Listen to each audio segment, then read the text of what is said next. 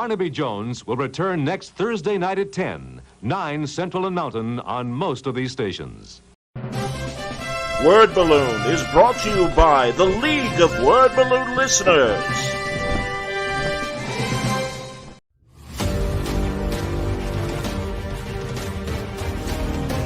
Hi, I'm Alex Ross. The two pieces are sort of a type. They're both kind of recreations of artwork that existed in the 90s. In fact, this piece here for the Avengers is in most ways a recreation or a tribute to George Perez's poster version from the mid-90s, where he did a shot that featured in it a figure of Captain America that was very similar to what I've done here, positioning of the Vision or positioning of Hawkeye, and I believe a few other elements are very similar to that piece, and it's consciously so. I was building off that inspiration, but I kind of refitted my design to fill out bigger shots of the figures so that I was making a wider composition and getting in a lot of the same characters, but still not quite as many as what George himself did, because George's thing was always to try and get in the maximum amount of content into pieces that he did.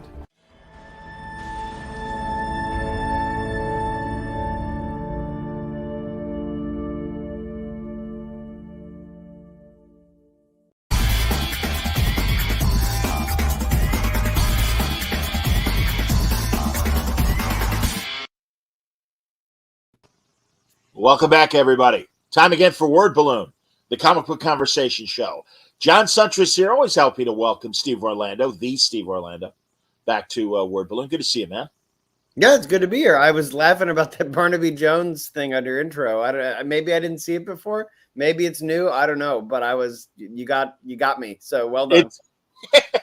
It's been my obsession to find those fantastic bumpers, and especially like old school bumpers like that, where a show's being preempted for a Bob Hope special or whatever. And I kind of sadly, knowing my age, I kind of feel like I am the Barnaby Jones of comic book podcasters. Well, now that I know this about you, next time I come on, I want my lead-in to be one of the Blue Coal ads from the old Shadow radio show. Oh, Steve, you speak to my heart. That is outstanding that you know Blue Coal and the Shadow. Because I love the Shadow. But yes, Blue Coal. God knows. Of course, you know the Shadow. Yes. But God knows what the hell makes Blue Coal special 100 years, literally 100 years ago, coming up on almost. Pretty much. Yeah, pretty much. Outstanding, man. Yeah, shame on me, man. Of course, you've done wonderful Shadow stories for Dynamite, Shadow Batman stories for that matter. Did you listen? Because, there, as you well know, there is a big difference between pulp book Shadow and radio show Shadow. And I don't know if you have a preference of one or the other. I like them all. I like them all. If you put a gun to my head, it would be Pulp Shadow. But I think that there's rarely a version of the Shadow I don't like. I mean, I even find things that I really love about the '94 movie. So, me too.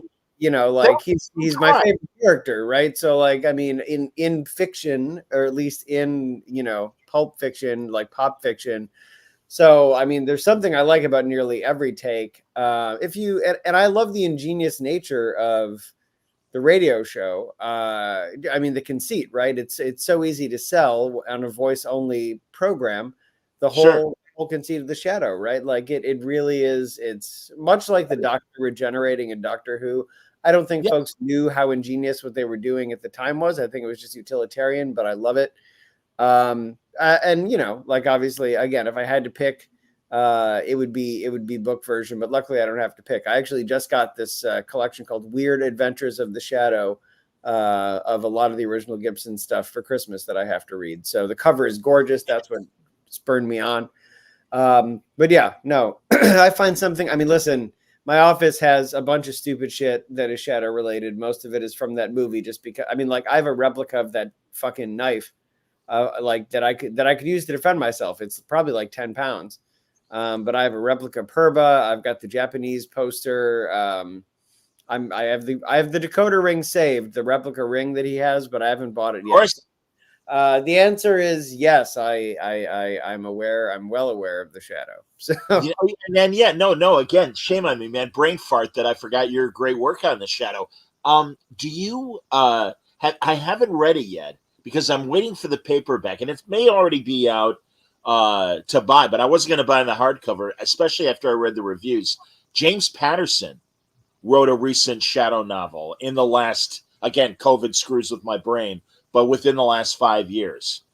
And Amanda, it sounded like the purists hated it. yeah, so I haven't read it yet, and you know, kind of for the same reasons as you. Like, I want to get around to it, but I do know the central conceit, you know, which I can spoil on this. You probably are aware of it too if you read the things. But the idea, I know the idea at least appears to be that he passes on the mantle to someone else. I didn't know that, but I don't mind. Go on, please. I don't know that like, so I want to get around to it, but I must admit, it's funny of me because I'm a guy who wishes that Bruce Wayne really died in Final Crisis and that Dick Grayson was still Batman. You know, but at the same time, I'm not sure. But that's different because the Shadow is kind of like a metaphysical character as opposed to just a guy in a suit. So I'm a little reticent, but I'm going to read it. Like, you know, like I will certainly. But it hasn't been on my list for that reason, right? Like, because the thing is, here's the thing. Like, now that you got me going, I'm a guy who thinks that nobody knows who the Shadow's real identity is. Like, the idea that he's just fucking Lamont Cranston is an invention for the movie. You know, like, to me, the whole thing is that they're all potentially made up identities. Maybe one is real, but you don't get to know. That's kind of how we wrote it in Batman Shadow and Shadow Batman. But that was also part of the allure to me. Like, maybe he really was Kent Allard, like the pulp novels kind of made out. But maybe that was good too.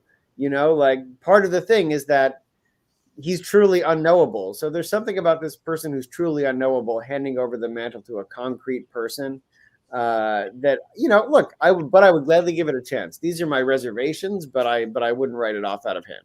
I'm with you, man. No, absolutely. And it's funny, I had forgotten because I was reading it when it was coming out that Chaykin's run was also shat on by the purists or the so-called purists. I loved it, and certainly Howard's art helped push my love for it. But I love Chaykin and the Helfer Sienkiewicz, some of my favorite work on him.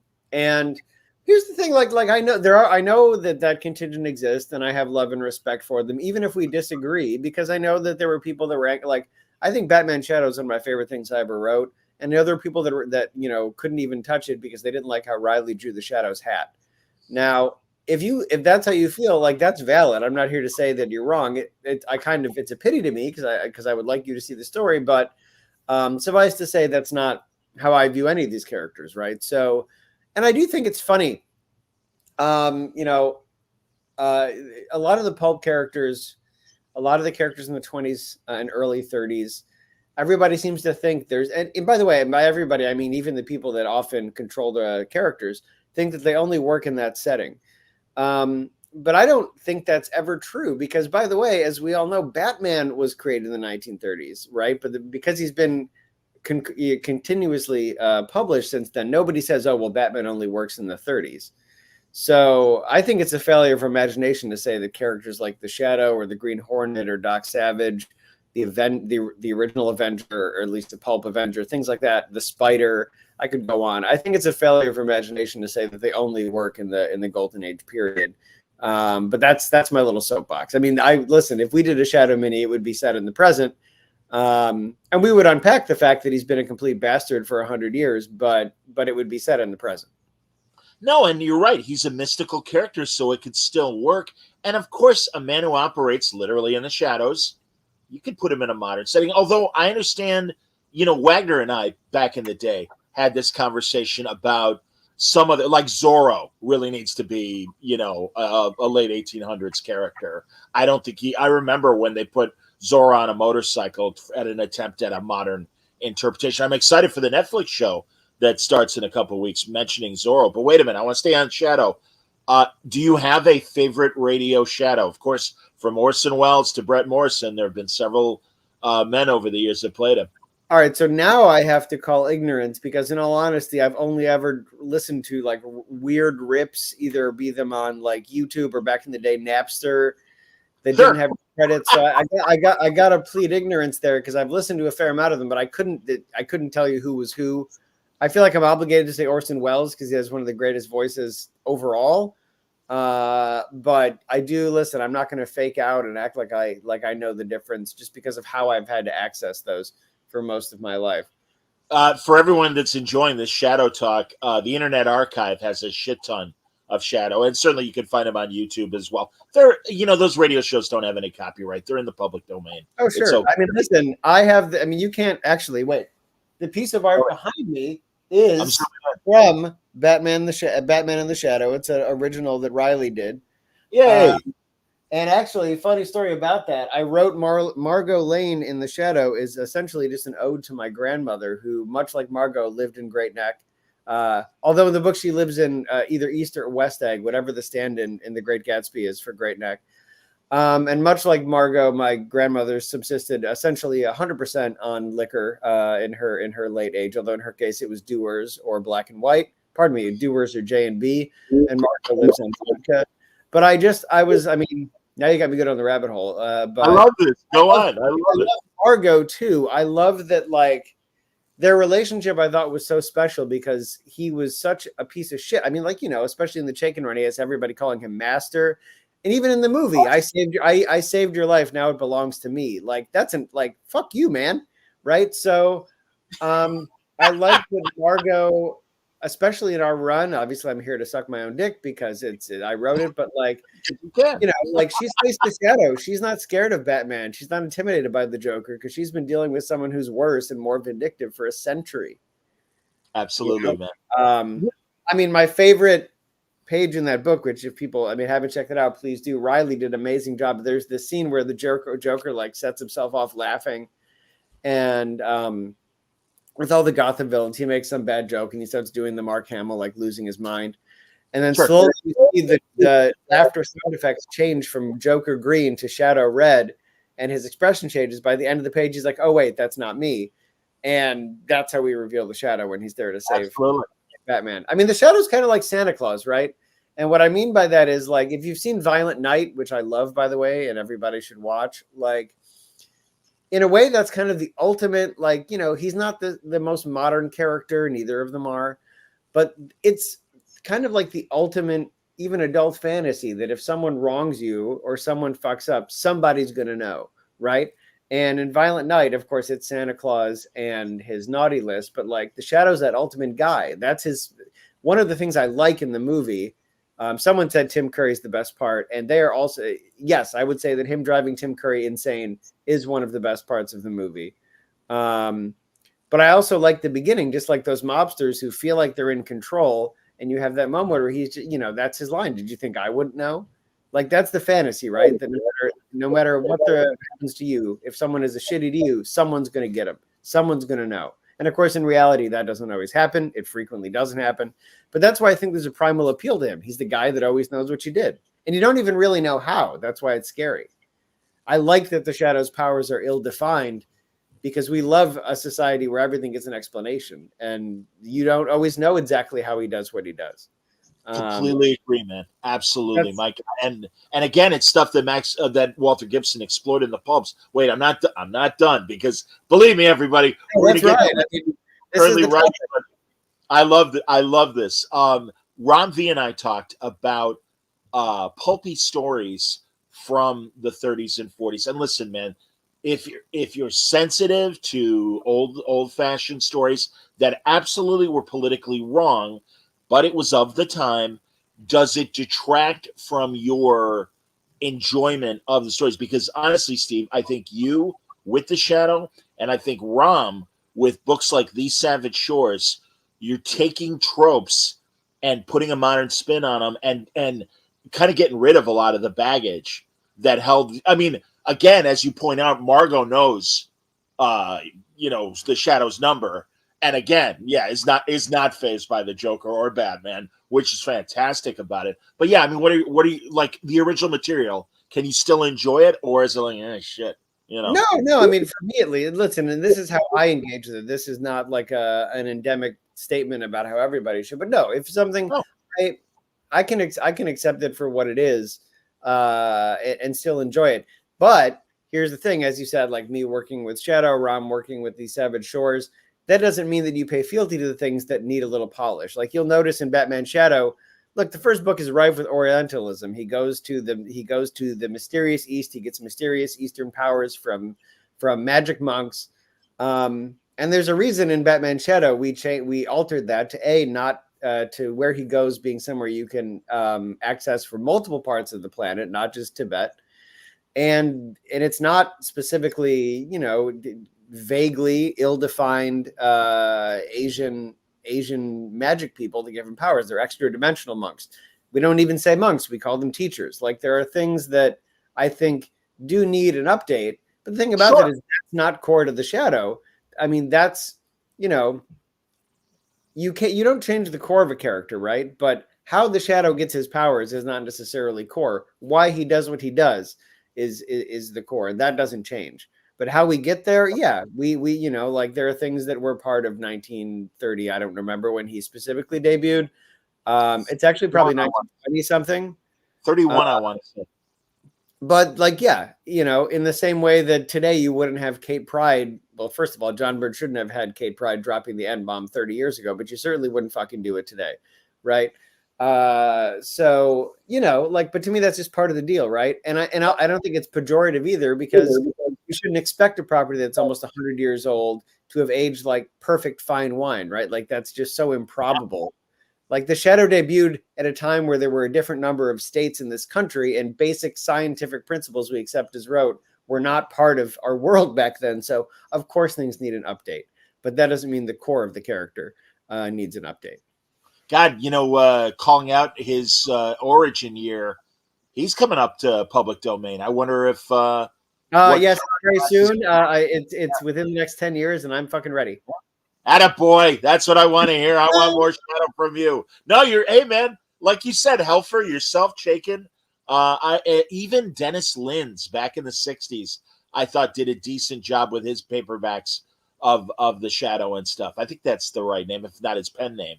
But yeah, man, no, again, good Lord. We can do a Shadow podcast, Steve. I mean, the Shadow, yeah. I mean, it's funny because he's one of the building blocks of Batman, but he's actually probably most like the Spectre in DC, right? Because 100%. And because to be clear, this fellow here, Bjornson, noted that he's an agent of vengeance. I would actually argue in our book. So here's the thing: I would actually argue the Shadow is about punishment.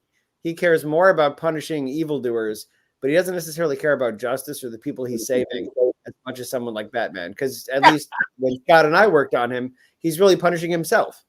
Like every time he punishes some criminal, he's looking at himself in the mirror from nebulously in the past, probably the 1800s or the early 1900s. I mean, he's about punishment. Batman is about justice. I think justice is a byproduct for him. I mean, he didn't choose to be the Shadow, to be clear, so that kind of says it all. I mean, he provided you even accept that version of his origin, because again, we don't even really know if that's how it happened. Absolutely. No, I love it, man. We did it. I mean, I do like the idea that he's a historically terrible person that is essentially forced into redemption, for me at least. But that's what I mean when I say the Spectre. It's like he's the guy, even more than Batman, that makes the people that make us afraid feel afraid. And he's vindictive about it. That's why he's more like the Spectre. Like he loves making people piss their pants. And but I think that there's catharsis in that, even more than Batman. We want, when we're hurt, if we're walking, and we feel unsafe, we want that person making us to feel unsafe themselves. So I think that's a very human thing. And that's for me at least why the character endures. And I'm sure we talked about this before. I love that Denny O'Neil story where they crossed over and they flash back to Bruce being young, and he's in a jewelry store where robbers are going to do it, and the Shadow's there. And again, Denny has a slightly different take on it, where the Shadow it seemed like he did give a shit about Bruce, especially being a child, and being like, don't worry, you're safe. And that wonderful moment later in the story where he tries to give him a .45 automatic, and he's like, no. And he goes, come on, accept my gift. I've offered it before. And he's like, no, man, that's not what I'm about. And it's, I love that shit. Batman can only use a gun one time. It's when he kills Darkseid. But otherwise, yes. Darkseid. Yeah. Well, I actually liked Grant having Batman use a gun there because that was also, like, in a symbolic sense, the end of the mission, right? Like, I mean, Darkseid's evil itself. He killed him. He broke both his rules in one, but now he also doesn't need to be Batman anymore because the mission is over. Evil is dead. Of course, it wasn't, but welcome to comics. It's funny. Both Chemdog and Bob have interesting suggestions. A Shadow Ghost Rider team up could work. Yeah, that would be interesting. I don't know if where. I mean, Barucci was obviously licensing from Condé Nast as well, I would assume, or whatever they're called these days. But yeah, I don't know. I assume that's who holds the license. But that would work actually. The Shadow, and it would be an interesting kind of genre splicing of West, like especially even modern day on the motorcycle. But I would even say Golden Age Ghost Rider on the horse. Well, I was going to say, you could do every Ghost Rider. I mean, you could. I mean, if it's out of continuity, he could run into Johnny Blaze in the 70s. He could run into Dan Ketch in the 90s. Take your pick. The Witness from Marvel is actually kind of a good Shadow analog. He's a obscure. He was in the 12, the Weston Straczynski. Oh, book. Sure. Oh, of course. And I love that book. Yes. I forgot about The Witness. Very good, man. Jesus Christ. I like what Bob says here, too. And I agree. Ostrander Spectre is the best comparison to the Shadow. Certainly, the Spirit of Vengeance. And, it's Bob knows. Bob is just teasing me here because he's just baiting me because he knows that I love Ostrander. Ostrander Mandrake Spectre is one of my favorite books ever. I think that it deserves a massive omnibus. I think it's a Vertigo book in all but name because it certainly deals with crazy and complex themes. I love that book. Big time. Huge fan. Everyone should read it and track it down somehow. I completely agree. Another pre-Vertigo book that John worked on with Del Close. Did you ever read? Because they've never collected it. Oh, and now Wasteland. No, I haven't. I would. I mean, I love John. I think he's an unsung. He's not completely unsung. I shouldn't say unsung genius because many people get it, but he should be sung louder. Well, first of all, he's a very shy man, and I say this because I've gotten to know John over the years. And in fact, my first New York Comic-Con, Bendis was at his table, and he goes, "Oh, there's Brian Bendis. I never met him. He's got a long line. I don't want to bother him." I'm like, John, we're walking over, and because I'm a loud Greek man, so I'm like, I don't give a shit. And of course, I knew Brian enough then, and I also knew how important John was to Rucka, Brubaker, Bendis, all these people that are around my age and in the 80s. John was the shit and deserves. I'm really glad that the second Suicide Squad movie was more reflective of his kind of book and everything. And I'm glad that he got a second bite of the apple because, Suicide Squad itself, but so many wonderful things, including his Star Wars run for Dark Horse back in the 90s. Let me tell you a true story, John, because you just told that story. I did the same exact thing with John Ostrander, but it wasn't Brian Bendis. It was Viola Davis at the Suicide Squad premiere party. And it was actually almost word for word the same thing. I was talking to him and he was standing there kind of looking, but of course all the real celebrities had their little security cordons. Sure. And she's right there, and I was like, I need to take care of this. So I walked over and I was just like, I was like, come on. And obviously they wouldn't let me in either. So they were like, who are you? You write comics? Throw me to the floor. But I was like, listen, go tell her who this is. And she did come out and meet him, and similarly, I was like, this just must happen. I wanted to get in, but at least she came out and talked to him and stuff. So, oh my God. Did she, when she found out that he's the reason why she made this movie, basically? Oh, no, that's what I said. I was like, look, like this guy created this character she played, like just let her know. And she did come out and say hi and all those things. So I did a nearly identical thing. That's outstanding, man. No, and again, because really it's like, John, you're John Ostrander. And it's certainly in our comic book circles, it's like, hey, man, like you deserve a seat at the big table. And the people that write that know it about you and everything, and the knowledgeable fans. So this is good, though, Steve, because speaking of the wall, it's a good opportunity to get into one of the things you're working on now. Because I was trying to find, DC has put me back on the press list, thank God. And I was trying to find what you're doing with Dreamer, and I do know that Dreamer, am I right? She's part of Amanda's plan of taking shit over, where she's kind of subjugating Dreamer. Am I correct? Yes. So I worked with Nicole Maines to do the stories that set up what you're talking about right now. We did the Beast World one shot. And then we did 10 pages in the back of one of the big issues of Action Comics to set this up. So I work with Nicole on those things to sort of get Dreamer from where she was into what's coming up for I think it's called the Dream Team, I believe. Cool. That's excellent. Are you going to be writing this beyond what you've already done? I don't know. I mean, I would, but also, to be frank, like, Nicole doesn't need me. I've done a ton, not a ton. That makes me sound like a jackass. I've done a fair amount of celebrity work with just by coincidence. You know, folks know I work with Gerard on Milk Wars. I work with Nyla Rose on Giant Size X-Men. I worked with the Boulet brothers to take over Heavy Metal, and they're all great. They're all great. That being said, Nicole was among them. I mean, the natural, even among them. Her scripts already came in perfectly, formatted. I mean, all I really did is help her sort of mold in to take advantage of the comic book form, take advantage of page turns, know to get big splash reveals and things like that. But I mean, I would work with her again in a second because she was an amazing collaborator. But to be frank, it's also, she doesn't need me. She doesn't need this asshole because she already knows the gig. I think we were just sort of like giving her a little bit of a running start. I would hope, honestly, that she does Dream Team herself, because she is a natural at this, especially with this character that she has been with literally physically from the start, and now, of course, through the keyboard. No, I think that's excellent, and I'm with you, man. And she was so great on Supergirl. I think it's. And pardon me if she goes by they. If they go by they, I apologize. I certainly don't want to. I believe it's she.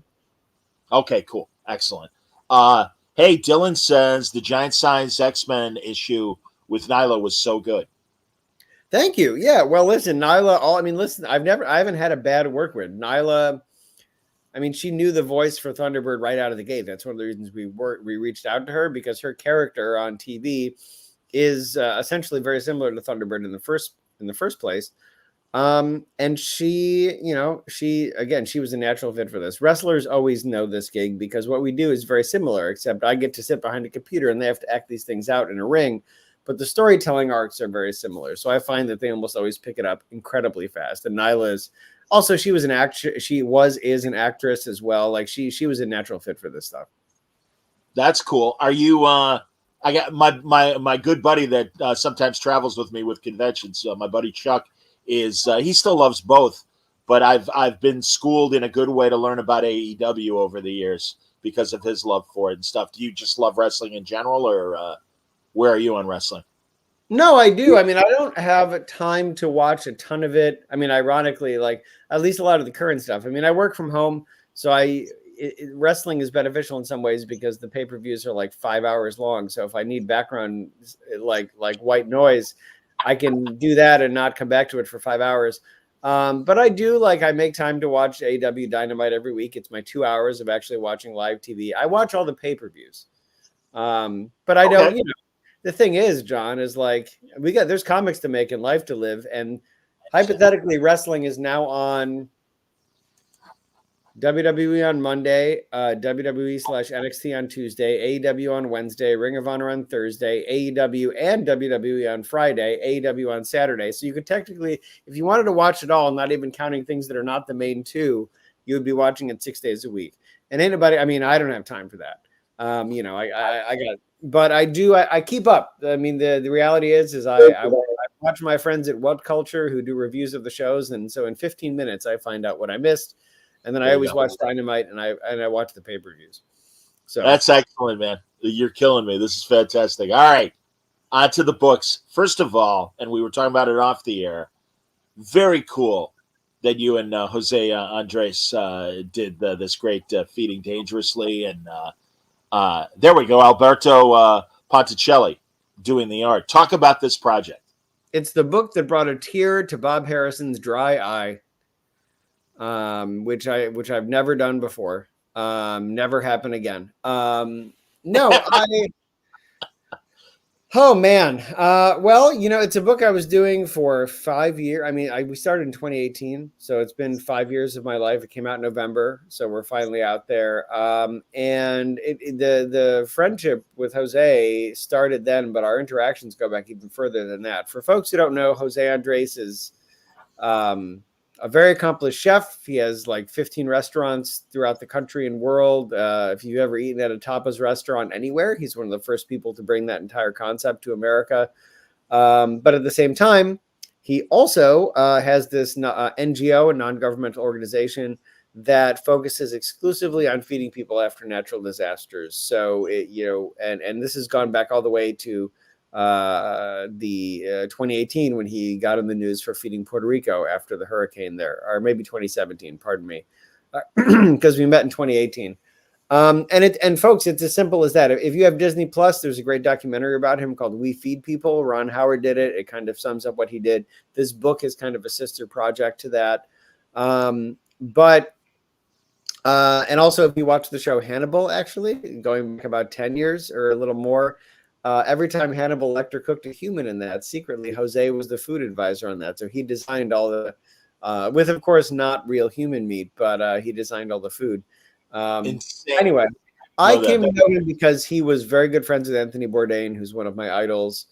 And every time you see Bourdain go to Spain, Jose was the person leading him around. So that's why I became aware of him. We met in 2018 with the idea of doing an adaptation of his book, We Fed an Island. But very quickly, it became apparent that we were going to want to do more of a spiritual sequel and talk about not just Puerto Rico, but at first, all the events of 2018, which took him all over the world. But as we got into production, it came to find out, as you've seen in the past 5 years, that things just kept happening. So it became a broader scope. We could have done whole chapters that didn't fit in. We ended up having to only do like one spread to tease what was going on in Ukraine because yes, they've been in Ukraine.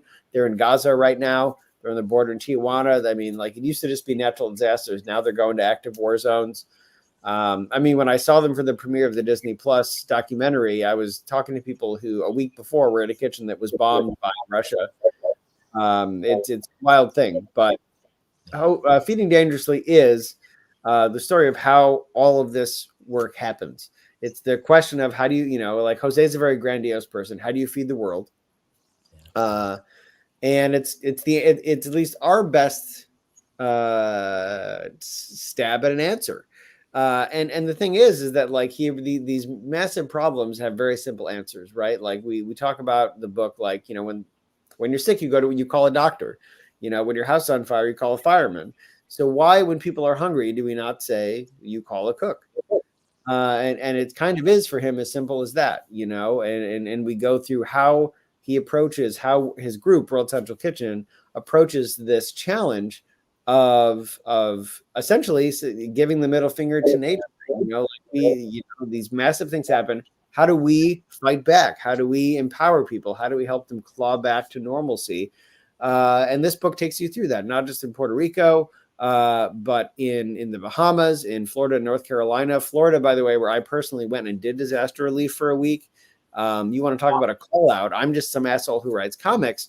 And I've been talking to Jose, and I was supposed to go to DC to where his restaurant group is headquartered and meet him on like a Wednesday. His assistant called me on the Sunday before and said, look, Jose still wants to talk to you. But the thing is that Hurricane Michael just hit in Florida. So he's not going to be in DC. He thinks the best way for you to write about this stuff is to do it. And you got to come to Florida today. So I was sitting here in my apartment in Boston like a millennial douchebag. And I was just thinking, if I don't get on a fucking plane, this book is not going to happen. So I did. I got dog coverage and I went to the airport and waited for a ticket. And I flew to Panama City same day. And I did a week of disaster relief. I flew right to Fayetteville, North Carolina for a Comic-Con after. For if any folks saw me there, it's a smallish town, but I was there. And I did it. I was sleeping on a floor in a FEMA office, and just like going out into these communities and bringing food, thousands of meals to people who have nothing. And, I'm a pretty cynical person, as anyone who talks to me can tell, but I got to say, like, it is the book, hopefully when you read it and what I went through and what Jose does, is a life-changing thing. It's easy to be jaded in the world, and it's hard to accept someone who does the right thing with no ulterior motive and no great, like, Batman-esque trauma to drive them to. And the documentary covers that as well. We talk about it a little bit in the book, less so in the book, more so in the documentary. But like, there is no rug pull, there is no gotcha. World Central Kitchen feeds people because they can, because it's the right thing to do. And when you go out and you see Jose going out of the documentary or the book, I mean, in 2018, when this started in Puerto Rico, there was no plan. This book is about how the plan comes together, basically, to quote Hannibal. What's the A-Team guy's name? Hannibal. It's not Hannibal King. That's the vampire. Yeah, I forget Hannibal's last name, but yeah, you're talking about it's there was no plan, and you see him crying in the documentary because he went to Puerto Rico and he has $500,000 of food on his credit card. I mean, you do it and then you figure out how to pay for it, and now of course that's easier many years in, but it is about. I'll be done proselytizing in a minute, but no, I love this because again, it's a worthy cause. This is a podcast.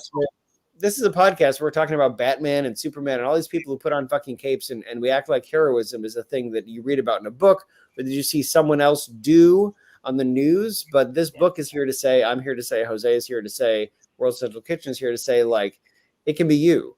The barrier to you doing these things and putting real good in the world is simply getting off, is taking that leap and leaving your living room. I flew to Florida when someone challenged me and did it. This is a book, essentially. It is a blueprint for real heroism, real good that you can do in the world. And you don't need, superpowers or things. You just need your own body and your own time. Well, and further, if you purchase the book, am I right? $3 of the purchase goes to support his efforts with the World Central Kitchen. I think it might be $5 now, but wonderful. An amount goes, yes. Yeah. I mean, that's the thing, man. No, and it's, I'm so happy you did this. And you're right. He's such an amazing man. Am I right? When you started to say DC, beyond wars and disaster relief, I want to say during one of the government shutdowns, he was helping DC workers and stuff. And it's like, oh yeah, no, this is the thing. At one point when the book was going to come out in 2020, the last chapter was about government shutdown and not just COVID, but the government shutdown. Like, it was not about just natural disasters, but then man-made disasters. And then it became, of course, we have a short chapter about COVID. There's much more about COVID in the documentary. Jose's going to be there. I worry about him all the time because, he just goes, man. I worry about him being in Gaza. I worry about him being in Ukraine, especially after, literally their kitchen got fucking missiled. But that's just what he does. His wife has got to be the most steely and patient person on the planet. But it's and it's moving, right? Because the simplicity of it does sort of engage you. There are chefs who, I'll be honest, I think their food is absolute piss. But other than to say the story, I will never speak badly of them, because some of these celebrity chefs that I think have terrible food are always the first people to be there for Jose and for World Central. He'll tell you, guys like Guy Fieri, who I was disappointed he showed up with the former idiot recently, but the point even with that, he did so good. He still gives more of his time than I think any other celebrity chef, along with Ming Tsai, to World Central Kitchen, to help people. And that's kind of the power of such a simple ask, even though it's a huge thing, right? Like, give up your life. But it's not like the thing is that when you get this ask, when you get the call, it's not like he's calling you from his penthouse. He's calling you from the fucking wherever, saying, come join me. And that's kind of hard to say no to. I so respect that. Absolutely, man. So again, everybody watching and listening, the name of the book is Feeding Dangerously, and Steve co-wrote it with Jose Andres. And and also, it's worth noting that if all of this hasn't sold you and you think that I'm just being a preachy motherfucker for wanting to feed people who have nothing, let me tell you this, comic nerds, our direct market cover is by Mike Mignola, so you should buy it anyway. Another reason why. Because I never thought that would happen in my career to get a Mike Mignola cover, but my bucket list is getting shorter and shorter all the time. Well deserved, dude. That's fantastic, man. So yeah, I'm so glad. Because honestly, Steve, I missed it, and I was so glad in your email to me. It's like, oh my god, and read about the whole thing, and I'm like, that's wonderful. So I'm very happy to spend some time talking about this excellent effort by yourself. Yeah, and you know what? He was on TV in the fall on Real TV promoting the book, and my parents finally understand that I have a real job. It only took 10 years. That's great. Yeah, I've lived the life, my friend. Believe me. Of them not knowing where the money's coming from, like I've done things that I'm excited about, but they were like, Jose said your name on the Colbert Show. I was like, yeah, that's also true. But hey,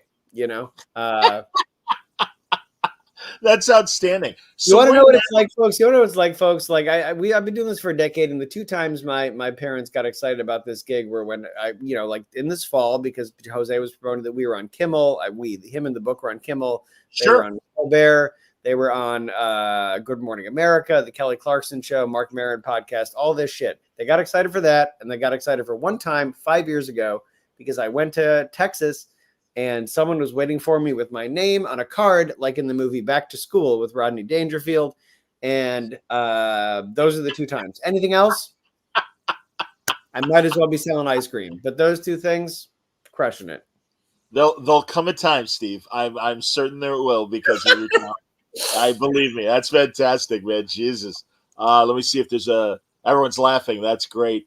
Yeah. Oh, and by the way, Hannibal's full name, Colonel John Hannibal Smith. I love it when a plan gets together. It comes together. Yeah, I mean, I knew the quote, but I just, I don't know. Yeah, I kept envisioning Parker Posey yelling Hannibal King in Blade Trinity, and I knew that was wrong, but that's all I could get out of my head. I understand.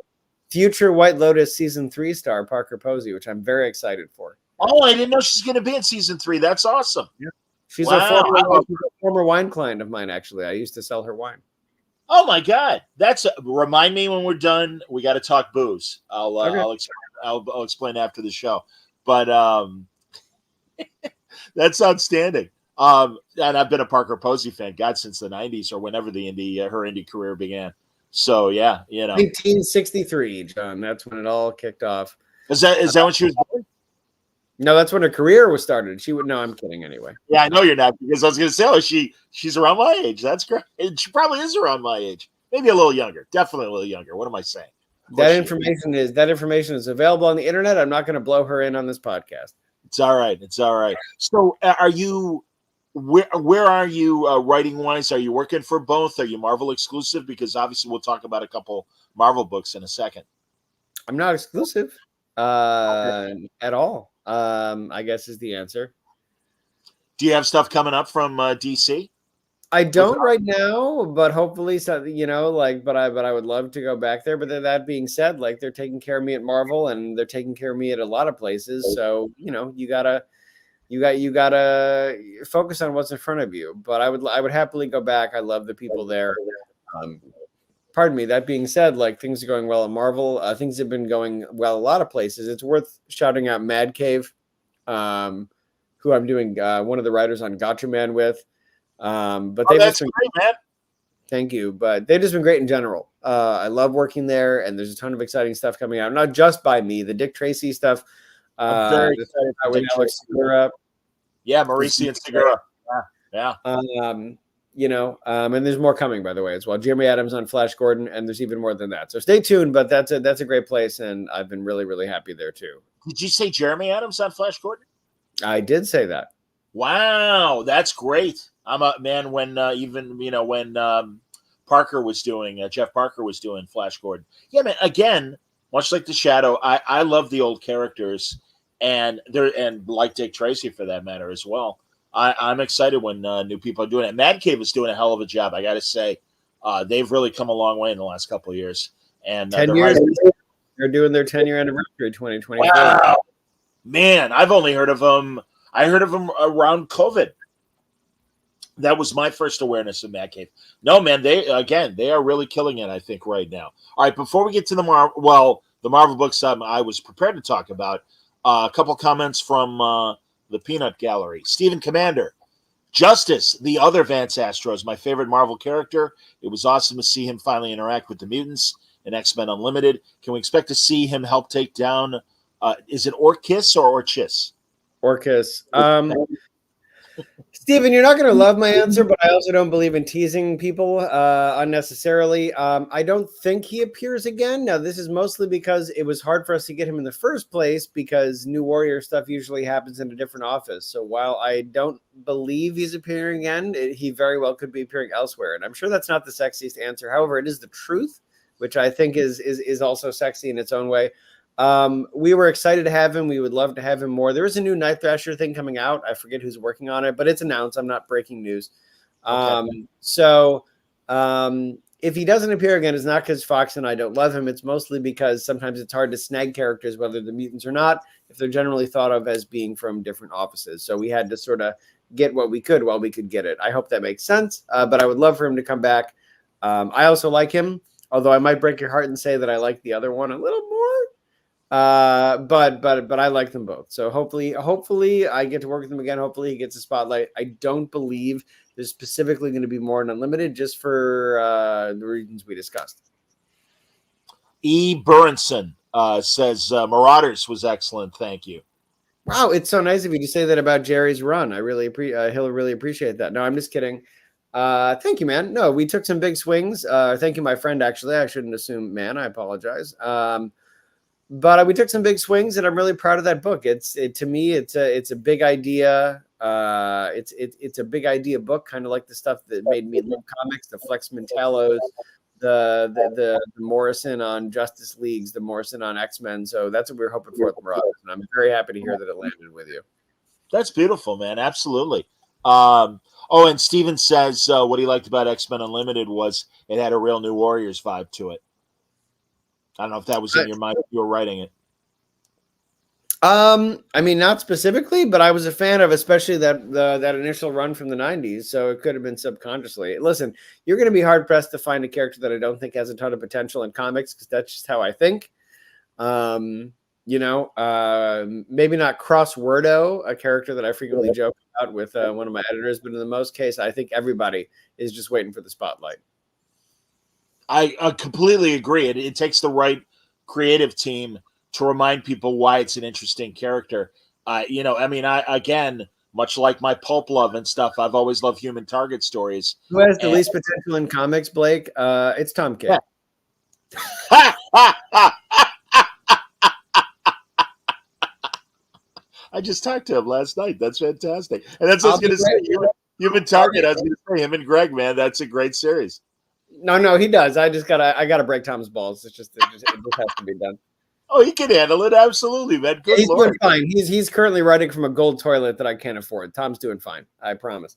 Honestly, man, and we were talking off the air about Fraction and Monarch and how much I'm so happy for Matt. I'm thrilled for Tom. I really am thrilled for Tom. This is great. And a guy, he's paid his dues and everything, so why not? That's all right. Oh, it's hilarious. David says, here's another true story. You want to talk about a true Tom King story? I'm going to rotate this now. Hold on, wait. I got to figure out how StreamYard works. What the shit? No, okay, I got to go this way. Sorry. I understand. Yeah. So if you look there, okay. I bought the original Kite Man Hell Yeah page out from under Tom just to fuck with him. And there's the proof. That's outstanding, man. I waited to tell him until it was on my wall. I'm sure he was pissed. That's outstanding. Jesus. You know what? There's a price he could buy it back for. Hey, man. Well, you were telling me you just bought a new computer. I'm sure you could use a reimbursement. But anyway, no, I love that man. But I don't even know what I was talking about. No, I'm. Here we go. Because I obviously want to get into Scarlet Witch and Iceman and stuff. Dylan, loved your Scarlet Witch book, Steve. Is it still going on, Steve, or did it wrap up? Because I'm catching up on Marvel Unlimited. The answer is both yes and no because of the status of the modern market. We're on a break, but we are coming back next month for 4 issues of Scarlet Witch and the Quicksilver to celebrate both their 60th anniversaries, and we will then be returning once again. I can't say how, but it should be relatively obvious for folks who read the previous run and know comics. But I can say that we're coming back because it was a press release. So we will be back for more this year, and that's up to the limit of what I can say. As to what it will be, again, it should be, other than waving a neon sign, it should be obvious what we'll be going back to, but you'll see pretty soon. But yeah, starting next month, it's Scarlet Witch and Quicksilver with Lorenzo Tometa, who did the second arc with me, with Russell Dowderman on covers once again. 60th anniversary story. I think it's been revealed. It has been revealed in previous. So it's going to be Scarlet Witch and Quicksilver versus the Wizard, which I enjoy a lot.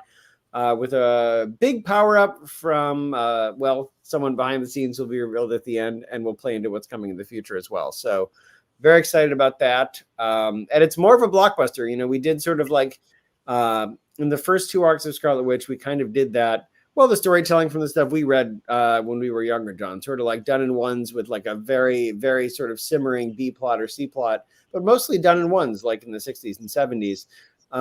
We are, for Scarlet Witch and Quicksilver, we are a little less modular, kind of more of a blockbuster.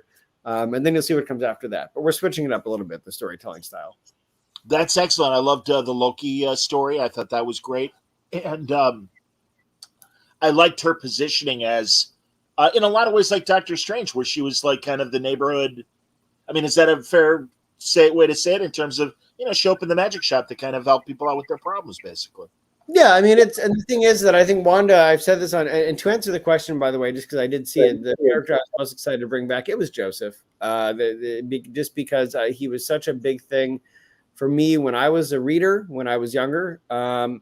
And to be quite honest, I think based on reviews and what people are saying to me, I think more people cared about him by the end of these 5 issues than they might have throughout all of the 90s. And that's kind of what you want, right? When you bring a character back, you don't want them to overstay or they're welcome. You want people to be sad that they go.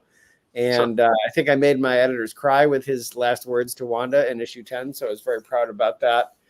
The list could go on, but I was really, really happy to get Joseph there. And in answering that question to lead into the next one, I completely forgot what you asked me. So about Luna or what I asked you? No, what you asked that I completely ignored to answer that fan. Oh no, no worries. No, I was going to say the conceit of the first 2 arcs essentially was Wanda work, kind of almost like Wanda as a hero for hire, essentially. Yeah, well, there's a little bit. So there's 2 things there. One of them is I think that despite her massive power level, Wanda's also one of the most relatable Marvel characters because she's by no even amongst like the Peter Parkers of the world, she has made big mistakes, and who among us hasn't? Now, of course, her mistakes are writ even larger because it's comics, so you kind of have to divide by comics madness. But I think her journey is one of the most human in the Marvel universe because it's by no means linear, and that's the most like us. And she even says that in Scarlet Witch and Quicksilver. She has this big blow up with Quicksilver, and she's talking to Darcy, and she's like, "Oh, I thought I put my anger behind me," and Darcy kind of says, "Well, you did until you didn't." That's just kind of how we are. And I do think Wanda, even though her problems are cosmic and wild, and her family is amazingly bizarre. When you strip that away, the arcs that she goes through and the struggles she has are some of the most human in the Marvel universe. So this makes that she just lives in this random Hudson Valley town, and she is you can just walk in, right? And that's very much in character for her. But she might be there, or she might be off fighting fucking Galactus and shit like that. And the other thing that it allowed us to, it allows me to talk about my time working and living in the Hudson Valley. And listen, man. When I was working there, the amount of we sell crystals that heal you. And this type of, literally in Beacon, New York, if anyone's been there, back when I was a wine and spirits guy, there was a store that sold records and taxidermy. So I just think if there's anywhere in at least the Northeast that is going to be where no one would blink an eye, after being a magic tchotchke shop where the tchotchkes really do magic, that's where she would live. So there's a little bit of that going on there as well. That's excellent, man. I bought my Dead album, a Spirit Catcher, and Bald Eagle. Fantastic. Hey, come back. Yeah, that's excellent. Oh, here, Dylan, the House of M family. You need a bloody flowchart to understand that, and Wanda's a big reason why. Absolutely, man. My God, yes. And I'm so glad. Yeah. Oh, go ahead. If you had I mean, I comment. agree, but I think that's what's wonderful, right? Like comics are always strange. I think. I mean, listen, at least like I should say superhero comics because like Sure. it can be a lot of different things, but like I love how absurd they are, and I think that we need to celebrate it. Like, yeah, Wanda's ex took her brain patterns, put them in his new robot android wife, but then mixed them together to make their kids who are kind of hers and kind of not, because they're not hers, but they're also mixed from the brain patterns of his new wife, which is also her. And I could go on, but like I love how absurd it is. Like all you can do is sort of smile in, which is all she can do. Never mind, like her ex-in-laws are the Inhuman royal family. Like you want to talk, like I mean, it goes in all directions. And I think that listen, to me, that's part of the fun. Like she sort of symbolizes I mean, one could say that it's impenetrable, and one could say all these things like when it comes to comics lore, but I think at its heart, it's absurd in a positive way. I mean, it's why Flex Mentel is one of my favorite DC characters. Oh yeah, he's not fucking Batman. He's supposed to be absurd, but that's comics. They're these absurd little pop culture candy books that save you when you're a teenager. So to me, that's kind of why we're here. I loved when we were talking to the Boulet brothers and hearing about their favorite characters over the years as well. No, it's just, and again, and not only generationally as well. I mean, it's great to hear what characters over the years, aka Dr. Druid and Dr. Druid. But yes,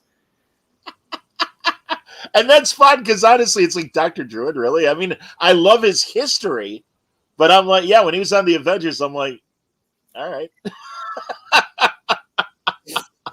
Outstanding, man. You're killing me. Tell me about, because I love the idea. I missed it, but how are you actively writing Boris Karloff Presents, or did you only do one story? What was your involvement with that book? So I did. I wrote a 10-page in the first issue of Boris Karloff Presents, which came out last year, from the new Gold Key, which is starting out slow, but again, that's not a pejorative. They want to put out. They don't want to hit the market hard with books that are okay. They want to do like good books one at a time. So, but again, I think like to me, like I was just so excited. Michael Conrad reached out to me about doing something for the upcoming, knowing that they were going to be relaunching with Boris Karloff Presents. And, like you can pin the sports analogy on this, John, but like I would have worked for $1 for Gold Key just to get a book with my name on it that had the Gold Key logo on it, because that is just my shit. In the same way that if I could jump into DeLorean and work for Crossgen, you wouldn't even see me talking here right now. So like, I'm literally wearing a Malibu comic shirt. Wow, hey, that's awesome. God damn, so in case you think I'm full of shit, folks, I'm literally living the gimmick. I'm wearing a fucking Malibu shirt. Jurgens and I were talking about Malibu, and I told him I'm talking to you tonight. He says hello, and also he didn't say hello. He said, "Well, hello."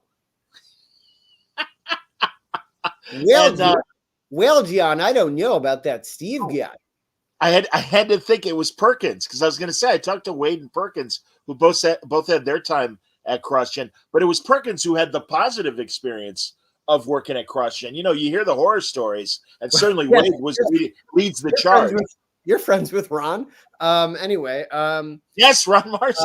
I should say, by the way, Dan is a wonderful man. Dan is a wonderful man, and because I had my little fun there. But joking aside, like one of the first people to welcome me at DC, who I didn't think even would give me the time of day, because why would he? Because he's an icon, was Jurgens, and he's a great dude. So if I have my little fun, I have to have my little serious moment as well. Dan is a treasure, and he's always treated me with respect that I certainly don't deserve, because look at this clown. He's a great guy. What were your CrossGen books? Now you've opened this can. I gotta ask. I'm not going to tour you through my house. Yeah, well, I mean, not on the public call at least, but no, I mean, it was Mystic. First of all, I have actually a signed launch poster from Brando and Mars that I got before. Obviously, Ron and I are friends now, but not in 2000 or 2001 when I was but an annoying child. I actually have a Crossgen launch shirt as well. I like one of the joys of being an adult is that you can hunt down things that were prohibitively expensive when you were a kid, but as an adult, they're like $20. Absolutely. So Absolutely. I have a Crossgen launch shirt from whatever I found it on eBay. So I love Mystic. I got to shout out not necessarily books, but creators as well, because two of the first people that ever really gave me hard and fast advice on how to do this job were from Crossgen, and it was Barb Kiesel and it was Tony Bedard. Oh, that's great. I love them both. They're great.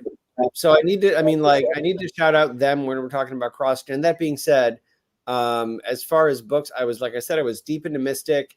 I would tell you the one that I'm interested to read now that I never did as a kid is The First, and I'm currently trying to track down all the trade paperbacks because I kind of feel like it's like oily, muscly pro wrestling Sandman, and I hope that's what it is. But we're gonna find out whenever I can track down the trade paperbacks. Anyone who brings me a cross-gen trade paperback at a con, by the way, I will trade you something for free for it. The item of your choice. And it doesn't even matter. Like I love cross-gen that much. So by all means, someone can call that bluff. I will give you a free comic in return for a cross-gen trade paperback. Doesn't matter which one it is. I loved Mars and Bart Sears on the Path. I really loved I loved Ruse, and Ruse was great. Sojourn was great too. Here's the thing: I love Sojourn. Keep going. No, I think the thing is, I want to return to a lot of those books as an adult because, like, as a kid, my vibe was Mystic, but I feel like there's quality nearly across the line.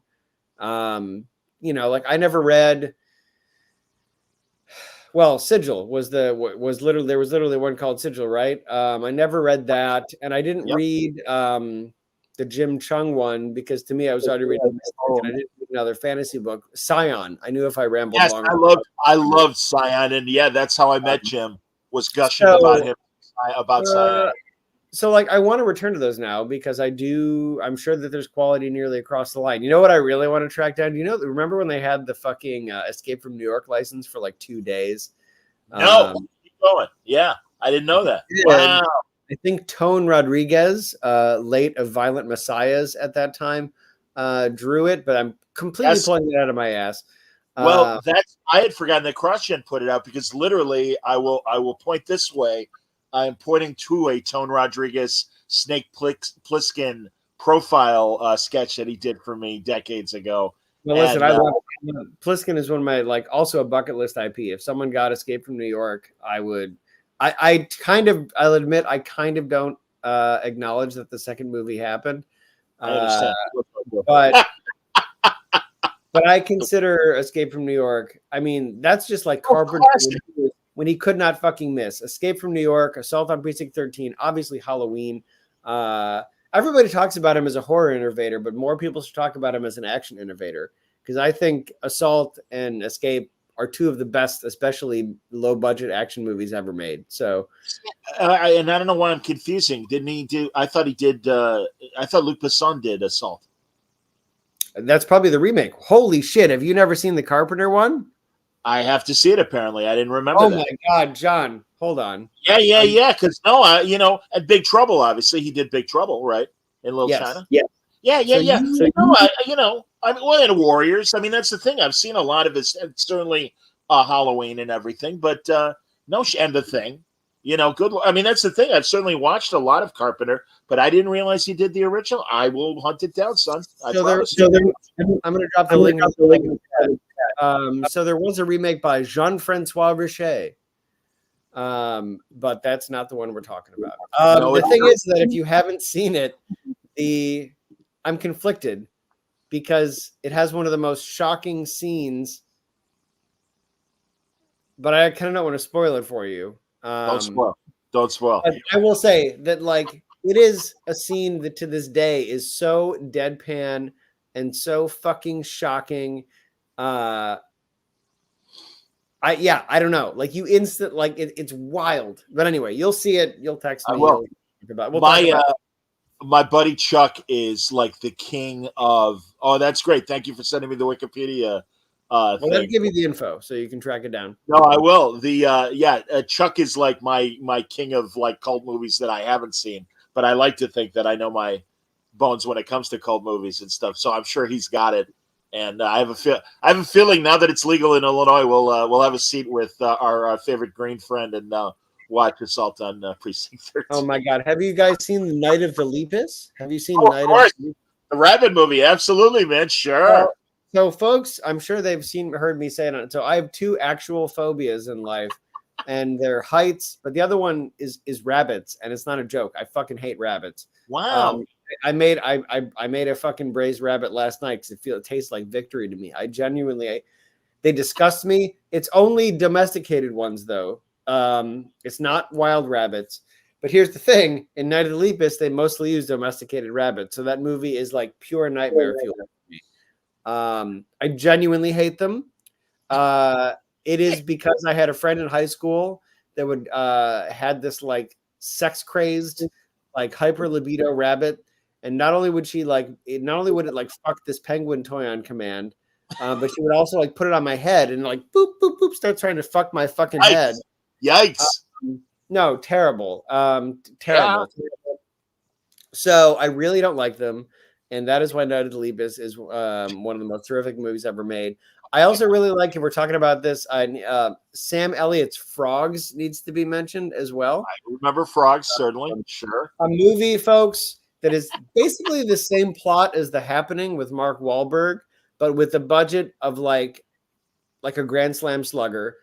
And at one point, someone is like on the ground and they have to act. I mean, you know this because you've seen it. It's my favorite scene. They have to act like they're being like strangled by like Spanish moss. But all that happens is that some poor guy is just dropping Spanish moss on their face from above the camera. And they have to like, it's fucking amazing. It's like Ed Wood with Bela Lugosi and the rubber octopus and everything. Oh my God. Yeah. It is anyway. George Munoz, I don't want this to get biased, says he has a bunch of cross-gens. Unfortunately, he just sold the first three firsts and the first two Crux. He has 4 Scions, 3 Mystic that he'd love to send you. So, well, George, you don't have to send me anything, but if I see you at a show, I'm not kidding. I will just give you 1 for 1, whatever you want from my table. So that offers good forever, by the way. Because if I already have it, I will pass it on to someone who should know more about cross-gen. You'll find a home for it. No, that's one. Well, Steve, Marvel owns all those IPs. Oh, so, John, I know because. Are you pitching? Attaboy. How often do you think I ask if we can use fucking Giselle in Scarlet Witch? I'll tell you, it's once a year. Oh, that's a great idea. I wondered about that, Steve, in terms of crossing cross-gen people over to Marvel and stuff. And I don't know if they've ever done it. And maybe there's a legal thing. Yeah. What's that? But and I don't know if they will, but trust me, if there's a chance, I'll fucking be there. George says next time you're in Chicago for C2E2, he'll bring his cross-gen stuff for you. Are you coming this year? Not this year. Well, I don't think so because I don't know when it is and I haven't gotten the invite yet. But I like Chicago in general, John. So hopefully I'm there in the future. Yeah, you clued me into Jose's restaurant in Chicago. I'm gonna have to check it out, man. Well, I was there for less than 10 hours this summer because my actual comics mentor, Steve Siegel, is obsessed with, of all things, drum corps, which, if folks don't know, is adult competitive marching band. Oh yeah. And for decades, literal decades, because I've known him since I was 12, and I am I'm queer old, but straight young.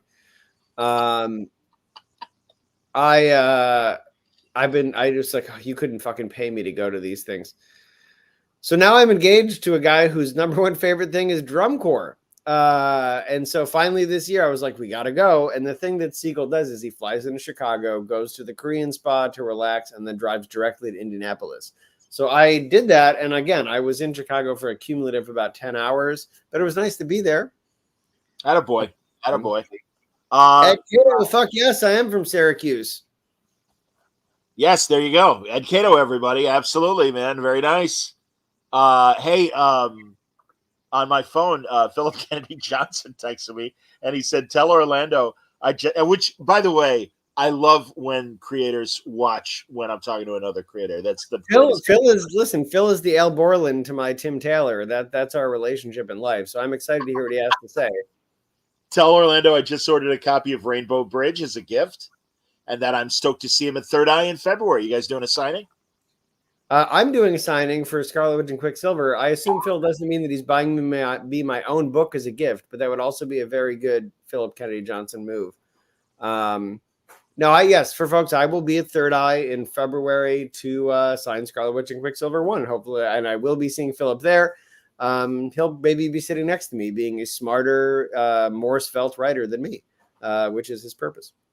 That's scary, man. The two of you guys could, beat the shit out of me 10 times over. Well, Philip, let me tell you something, man. Like when we were doing Kill a Man, we did. This is a true story that I'm happy to say.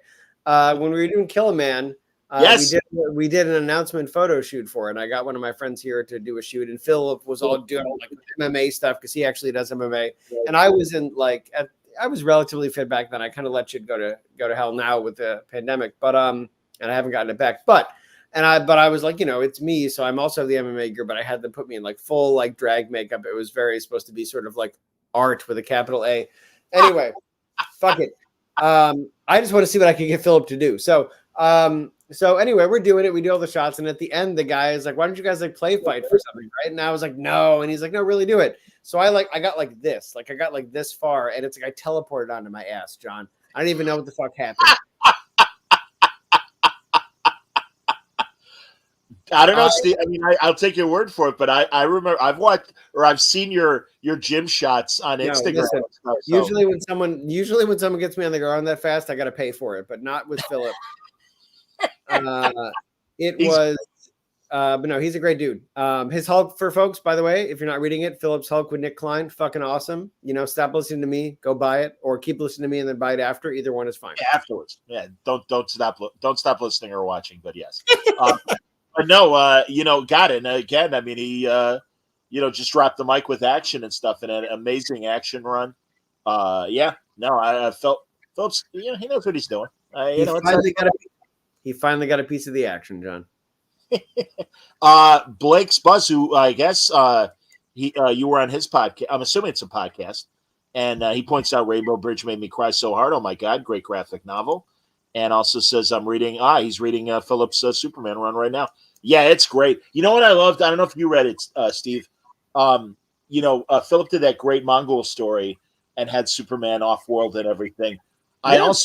I just finished reading Christopher Priest's Superman Lost, and it's one of the best cosmic stories of Superman ever, in my opinion. And I put it right there with Philip's great Warworld story as well. But it's and a different vibe. I mean, Warworld is very heavy metal kind of, that kind of sci-fi. And Priest just really gave us 10 issues of mindfuck in the best possible way. And it really is a really interesting story. So I can never talk enough because I don't think it generated the sales that everybody, I don't know what the expectation was, but I thought it was amazing. I don't either. But I think Priest is Priest is very much like an Ostrander. I think that he's foundational. It's not that he's unsung, but we should be singing much louder. 100%, man. I'm really glad this is a guy who, it's just the fact he was the first black editor at Marvel and the first black editor at DC. It doesn't get much more historic than that.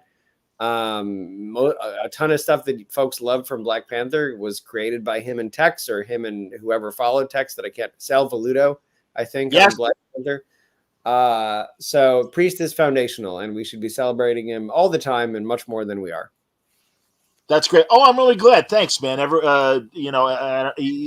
Burns says this conversation's run the gamut. Fucking awesome. We haven't even talked about Iceman yet.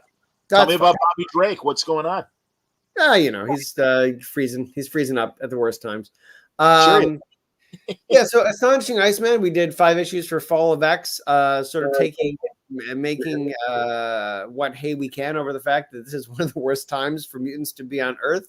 But it allowed us to do this story about how like being the class clown for Bobby also means being defiant and doing whatever you will to, well, in the class clown sense, get a laugh out of people, but in the heroic sense, doing whatever you will to let people know, to make people feel better. to make them feel safe, so on and so forth. So, as Orcus is saying, mutants, you can't be on Earth, that's the time when Bobby is ready to double and triple down and be like, well, I'm not going anywhere.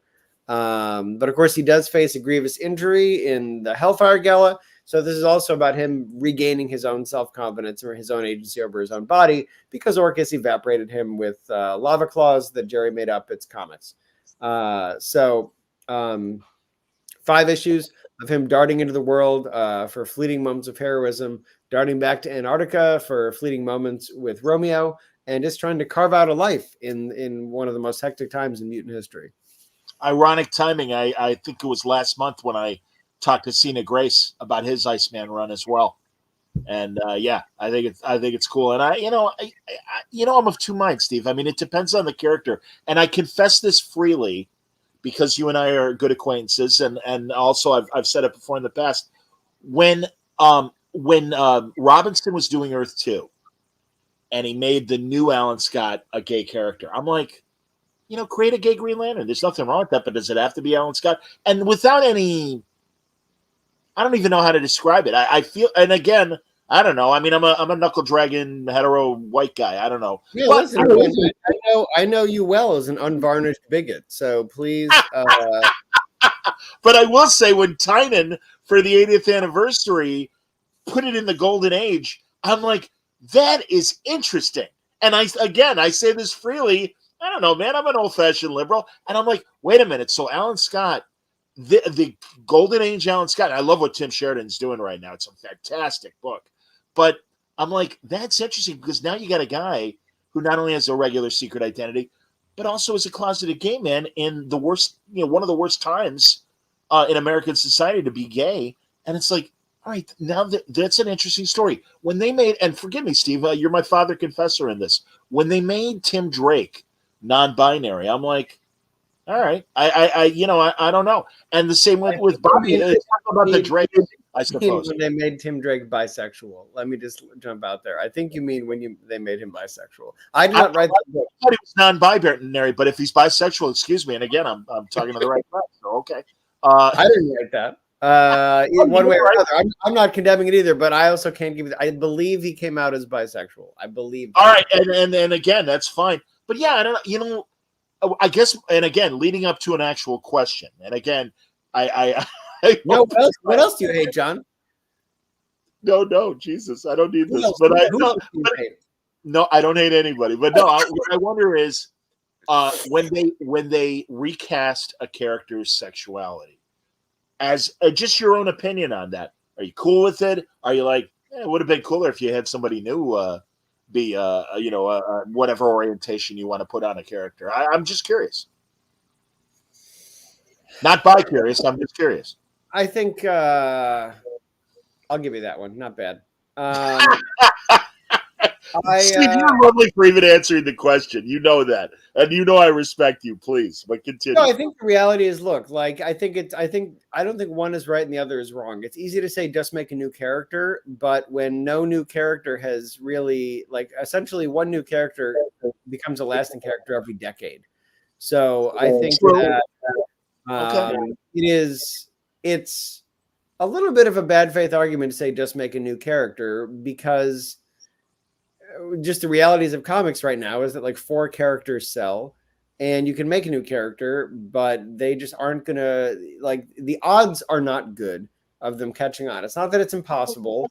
But look, I mean, like, the character that has created and lasted, I would argue, in the past 10 years is Ms. Marvel.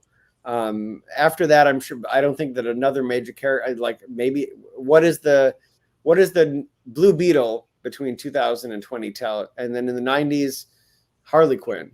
But like, it is hard to make new foundational characters just because when a character comes out, that's when the attrition happens. Because there were plenty of characters that didn't hit when the characters that are still around now came out. Otherwise, we'd all be reading fucking Red Bee comics. But, they didn't. So I think that you need a little bit of both. Because the thing is that if a character does, provided the story works, and like folks come out later in life, for folks, like, and that's just a fact, right? So the idea, you've changed them. Like I'll be honest, like, to me, that's all in the telling, because plenty of people come out late in life. I mean, everybody has their own journey. 100%. And as David points out, and I agree, and I know people in my life that I think you need a little bit of both. Later. Go on. Because there is an implicit statement of support if a publisher does, quote unquote, like in this case, out a character, because I don't know. This isn't to say that I support the specific thing. It's an example before Rich Johnson puts me on the fucking front page. But like if Green Arrow came out, like it is intrinsically a bigger vote of confidence and support if Green Arrow comes out than if you create again the Red Bee comes out. I'm with you. And by the way, I love the Red Bee. I don't mean to shit on the Red Bee. He's got a belt with 2 bees in it that are trained. It's great for fighting crime. So I'm well aware. I'm like, wait a minute. Did Jeff Johns do something that I wasn't aware of? And Jeff went back and revealed that the bees actually killed his mom, and that's his pathos. That's what Jeff did. So, Steve, I really feel. I want you to finish your point because honestly, I felt we were comfortable enough that I could ask you this question because truly, it's. I won't deny it. It's without any malice. I'm like, oh, but I appreciate your response to this. And I think also the answer is like, look, to be frank, like the real answer is like, if you're going to do it well, because anything else is tokenizing. And that doesn't necessarily mean, and by the way, like being a queer person doesn't magically make you a great writer. So that applies to people from their own community as well. I think I've read stories, and I really got to speak broadly here because I don't like speak ill of my peers in specifics, but like I've read stories where it feels like folks think representation is the story. Representation is part of a story, but there still needs to be a fully fledged character beyond that. So my answer is if you're going to do anything one way or another, do it well. And if you're going to create a new character, yes, I do think there's more of an onus on publishers to commit to supporting that character with different sales standards than they would have for a character that isn't launching from square one. And that is a big change. I think that it's, if you create a brand new character that nobody knows how to love and you're judging it by the same sales rubric you judge even Wonder Woman or Captain America, well, that is a problem because those characters have 70 to 80 years of a reader base. Even characters like Iron Man have 60 years of a reader base. So I don't like if you are going to create a brand new one, what you can't do is act like you're just publishing another fucking comic, and you need to have the upfront marketing and budgeting to at least do, I would say, a year of that book. And obviously we know from looking how these things go that that's not that often. So now we come to how do we do these things? And now we get into, Tim Drake is bisexual, so on and so forth. And again, I don't think that's right or wrong, but you better fucking do it well. Because if you don't, then and I'm not even saying that that's good or bad. I'm not talking about Tim, any of these things. No. I realize that. You do it badly, and you've pissed off the people that loved the character how they were before, and you pissed off the people that it's ostensibly for. So once again, just don't fucking half-ass it. And I think many times across the entertainment in general, sometimes they're kind of like, look at this. And that's all it kind of is. Well, fuck that. Like, you need to actually give people full stories with full-fledged characters, so on and so forth. Steve, you've described my frustration in general, not just with people with orientation, but new Star Trek. And I feel that there's some tokenism with a lot of their choices, not just in terms of orientation, but even the basics of some of their female heroes and other things. Did you watch, are you a Doctor Who guy, Steve? Yes, I've watched it all. Let me just get this out of the way. I love Star Trek. Maybe I haven't seen every Star Wars thing, but if it's Who or Trek, I have watched it. So let me. I'm with you. No, that's awesome. And again, I can't stress enough. I really appreciate you taking my awkward question and giving it an answer with perspective and candor. I truly. But what don't you think about Who? Let's have it. I'll tell you. Listen. I think the new Rose is a great character. Until she's kind of correcting the Doctor, and Catherine Tate did too. And my only complaint is it's the Doctor. The Doctor's the smartest man in the room. And I can appreciate, again, it's more about Russell Davies throwing in an unnecessary thing where in that first, the Star Beast, I talked to Pat Mills about that story. given that he created the original idea with Dave Gibbons. But I'm like, when he goes, oh, he's whatever. Well, you got to put a pronoun on him, and I'm like, that entire exchange. It's like, I don't know. Again, to me, it's like, hey, man, as I've said before, like when people yell about Green Arrow fighting Solomon Grundy, and it's like, how does he beat Solomon Grundy? It's like, the name of the book is Green Arrow. The name of the show is Doctor Who. And I do think while the Doctor can, show some flaws, I do think he's the smartest guy in the room. He may not have been right to call the Star Beast he.